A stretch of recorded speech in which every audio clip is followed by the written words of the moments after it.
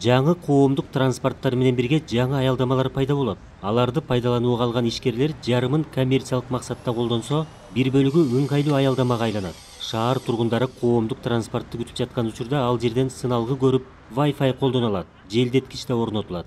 Бир остановканын баасы болжол менен $12.000 тегерегин түзүп атат. Мунун баары бюджеттен акча бөлүнгөн жок.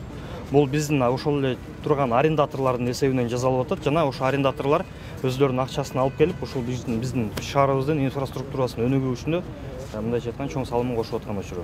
Бул жөн эле темирди алып келип тургузуп коймой эмес, бул жакшыраак материалдарды алып келип тургузуп, жана ошондой эле стеклосу, аликабонду, темири, ошондой эле ичинде болгон оборудованиясы, вплоть до того, что урналардан бери алып келип өздөрү коюшат.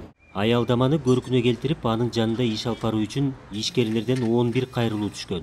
Мындан сырткары шаар бийлиги 25 аялдаманы толугу менен өзгөртөт. Калыгул Асанбаев, Эсен Турабыкеев, Ала Тоо 24.